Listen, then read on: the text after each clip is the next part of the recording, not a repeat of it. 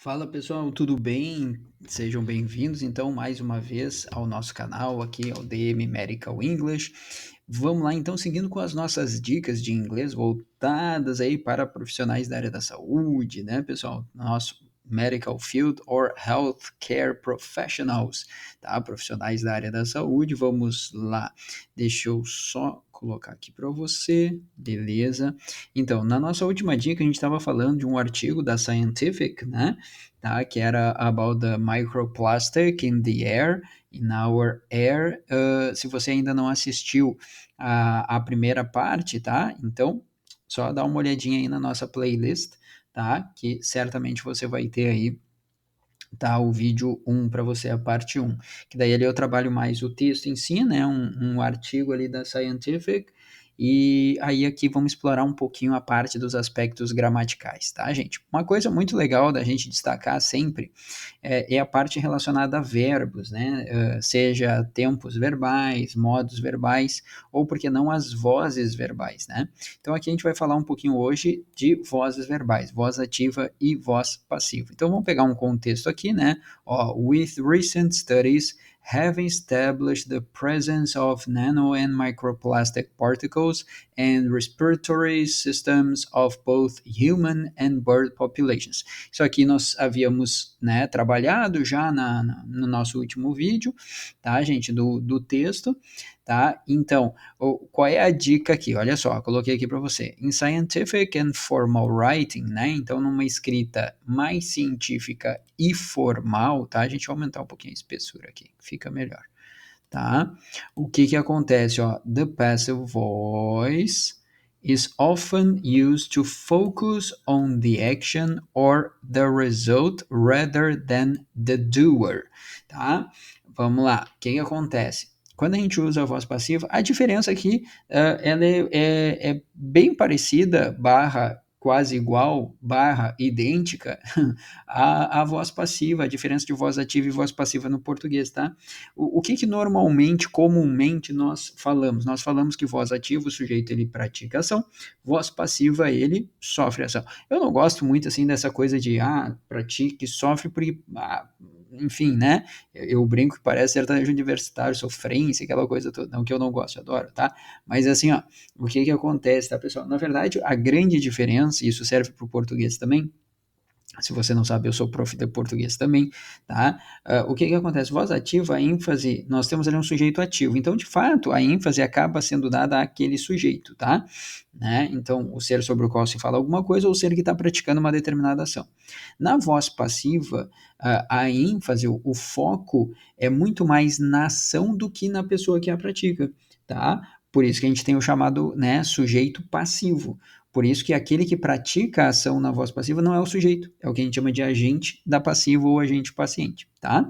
Bom, então lembre-se disso, quando a gente quer dar um foco maior à ação, tá? E não à pessoa que a praticou, então, que nem aqui, ó, o que que eles querem chamar a atenção? Eles querem chamar a atenção à questão dos estudos, né, que vem demonstrando essa presença de partículas, de nano e micropartículas plásticas no sistema respiratório. Eles querem chamar atenção muito mais para isso do que o que está fazendo aquilo ali, né? Então, para a ação e não para o agente praticante daquela ação. Então, quando a gente quer fazer, né, chamar essa atenção, ó, focar que a ação é, entre aspas, mais importante do que the doer. O que que é o the doer? Vamos lá, vamos aproveitar e explorar um pouquinho isso aqui também. O sufixo er, pessoal, na língua inglesa, nossa, meu e saiu horrível aqui, né? Ó, vamos apagar, vamos escrever de novo, tá? Ó, the suffix er, alright, when added to a root word as a verb, you have a verb plus er, then you are going to create a noun. This noun is the person or the thing that performs the action of the verb. Dani, pelo amor de Deus, aperta a tecla SAP. Vamos apertar a tecla SAP. Olha só, o que que eu falei, tá, gente? O sufixo er na língua inglesa, na verdade, ele tem mais de uma utilização, tá? Ele também pode aparecer como grau comparativo de superioridade de um adjetivo curto, mas não te preocupa com isso agora, tá? Quando nós temos o sufixo er ligado a um radical verbo, a gente forma um noun, que em inglês significa substantivo. Esse substantivo é a pessoa ou coisa que pratica ou que tem relação com a ação verbal. Então, quando eu pego, por exemplo, aqui, ó, think, lembra que think é pensar. Thinker é o pensador, é aquele que pensa. Teach é ensinar. Teacher, entre aspas, o ensinador, aquele que ensina, o professor, tá bom? O doer, lembra? Você lembra muito bem do verbo to do, sim ou não? Sim, né? O que é to do? Fazer, tá? Doer seria o fazedor, Dani? Não, o realizador, né, gente? Então, olha só, doer é aquele que realiza, aquele que pratica a ação. Por isso que a gente está dizendo aqui que na voz passiva, o foco é muito mais na ação do que na pessoa que a pratica. Tá bom? Muito bem. The passive construction have been established makes the sentence more about the findings and less about who conduct the studies, que é exatamente isso que eu estava falando agora, tá? Vamos pegar então aqui alguns exemplos, e aí eu já deixei num tempo verbal determinado que eu havia trabalhado ou havia mencionado previamente, tá? Eu coloquei aqui as frases no present perfect, tá, gente? Porque present perfect é um tempo verbal muito utilizado na língua inglesa. Ele tem mais de uma ideia, mais de um sentido, tá? Basicamente duas. Ou tu tá falando de uma ação que começou no passado, se estende até o presente, ou tu estás falando de uma ação que aconteceu no passado sem tempo definido, tá? Muito bem. Bom, e aí a estrutura é essa aqui, ó. A estrutura da voz ativa de um verbo no present perfect é o auxiliar have ou has, né? Se for uma terceira pessoa do singular, have ou has, aqui no caso vai ser have, porque são studies, né? Tá no plural. Se tá no plural, vai ser have e não has, tá? Mas só para você lembrar que pode ser o has também. Mas aquilo que a gente chama de particípio passado dos verbos, né? O past participle, que se for um verbo regular, é que nem o simple past, com terminação ed. Ok? Então, ó, recent studies have established the presence of plastic particles. Né? Então, estudos recentes estabeleceram a presença de partículas plásticas, tá? Ou, por que não, tem estabelecido. Eu coloquei estabeleceu porque eu achei que ficou melhor a tradução no meu ouvido, tá bom? Mas, enfim, lembra, pode ser passado, sem tempo definido, ou uma ação que começou no passado, se estende até o presente. Ok, muito bem. Como é que eu faço a transformação da voz ativa para a voz passiva, tá, gente? Bom, bem parecido com o português. Lembra que, olha só, o objeto da voz ativa vai se transformar em sujeito da passiva, que em inglês a gente chama de subject, tá? Subject é o sujeito. Já o sujeito, ele vai virar, ó, o subject, ele vira aquilo que a gente chama de agent, or passive agent, né? O agente da passiva, que é aquele que na voz passiva pratica a ação do verbo. E aí vem o mais importante, talvez, tá? Que é a nossa locução verbal. Eu vou digitar aqui que fica melhor, tá? Acho que eu vou colocar aqui do ladinho desse aqui, acho que fica melhor para você, tá? Qual é a locução verbal de passive voice in English? You're going to use the verb to be plus the past participle. Oh, Daniel, this is similar to Portuguese, isn't it? It is not similar to Portuguese. It is the same as Portuguese, guys. Não é parecido, gente. É igual ao português. Igual.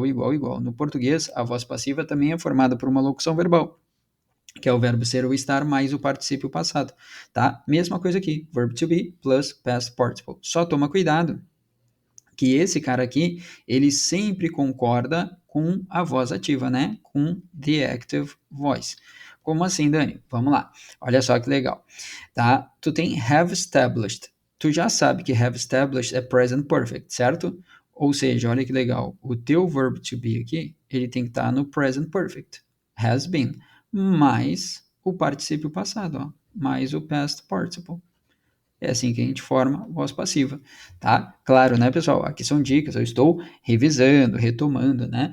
Tá? Parte do pressuposto que você já estudou. Se você ainda não estudou isso em língua inglesa, tá? Obviamente, eu recomendo que você acesse lá tmmedicalenglish.com.br e venha fazer parte do nosso curso de língua inglesa aí voltado para profissionais da área da saúde, tá bom? Ele já fez um branding aí, né? Um merchandising aí do teu curso. Óbvio, né, pessoal? Óbvio, tá? Mas vamos lá, gente, olha só. Então, se você já estudou essa parte, lembre-se disso, tá? O verbo to be ali, ele sempre concorda com o tempo dativo. Sempre. Mais o particípio passado depois, tá? Dani, eu tenho uma pergunta. Por que que aqui virou has? Ah, olha que interessante. Porque o teu objeto virou sujeito na voz passiva, né? Olha ali, ó. The presence. Vamos até fazer uma coisa? Vamos colorir bem. Olha na voz ativa. Na voz ativa, tá? O teu objeto era the presence of plastic particles. Lembra? O objeto da ativa se transforma em sujeito na voz passiva. Quer ver? Tá aqui, ó. The presence of plastic particles. Tá, mas ô Dani, não são particles. Ah, e aí eu vou te trazer mais uma dica, pequeno gafanhoto. Olha aqui, pequeno gafanhoto, de onde é que eu tirei isso? Tá, olha só, o que que acontece? A gente aprende, às vezes, na língua portuguesa, que o verbo concorda com o sujeito, né? E aí o nosso sujeito agora está terminando em particles. Aí tu pensa assim, pô, termina em partículas. Partículas está no plural, deveria ser have, né, Dani? Mas, gente, tanto no inglês quanto no português, tá? O verbo, ele concorda com o núcleo do sujeito, tá? O núcleo do sujeito aqui é presence. É esse carinha aqui, ó. Esse é o núcleo do teu sujeito. E aí o verbo tem que concordar com ele, tá? O que vem depois de preposição, ó, lembra, não pode ser núcleo do sujeito. Então tu tem que fazer a concordância com presence. The presence has been established by recent studies. Tu viu que o recent studies antes, olha só, vou até colocar em cores iguais aqui para você também, ó. Vamos pegar um verdinho. Ó, recent studies era o teu sujeito, né? Virou o quê? Virou o agente da passiva, precedido pela preposição by. Aliás, vamos fazer essa observação, tá? Até vou colocar de verde aqui também, ficar bem colorido, ó. O agente da passiva, ele vai aparecer precedido pela preposição by. Tá aqui, ó. By recent studies. Ok? Muito bem, muito bem, muito bem. Ó, to this shift to passive voice emphasize the outcome and is typical in formal reports and scientific articles to maintain an objective, desculpa, dei uma engasgada aqui, an objective tone, né? Então, tá, gente, para a gente manter um tom mais objetivo, a gente acaba fazendo isso. Então, é muito de você analisar sempre, principalmente você que é da área da saúde e que tem que escrever algum artigo ou que é aluno da área da saúde e daqui a pouco tem que escrever algum artigo, alguma coisa, qual é a ênfase que você quer dar? Você quer dar ênfase para a pessoa que está praticando ou você quer dar uma ênfase para a ação? Se você quer dar uma ênfase para a ação, utilize à vontade voz passiva. Tem gente que pergunta assim, ah, Dani, mas não tem uma questão de formalidade aqui? Não, gente, na verdade não, tá? Tem uma questão de objetivo mesmo. Qual é o objetivo? Eu quero dar um foco para ação, beleza, eu vou utilizar a voz passiva. Não, eu quero dar um foco no paciente, na pessoa que está praticando aquela ação, beleza, aí eu vou utilizar uma voz ativa e ainda existe a voz reflexiva também, né, tá, que daí na verdade eu dou uma ênfase ao sujeito que pratica, porque o resultado daquela ação recai sobre o mesmo sujeito que a pratica, mas isso aí é assunto para um outro vídeo, tá bom? Espero que você tenha gostado de mais essa dica. Se você gostou, deixa o joinha, compartilha com seus amigos aí, tá? Fica o convite também para você conhecer o nosso Instagram, DM Medical English lá no Instagram, tá? E pode também, por favor, me seguir nas redes sociais, o @prof.danielmarques, tá bom? Dicas de inglês, português, enfim, tá? Assuntos relacionados a todas as áreas das linguagens nós temos lá, tá bom? Mais uma vez, muito obrigado, um grande abraço e te vejo na próxima. Até lá, tchau, tchau.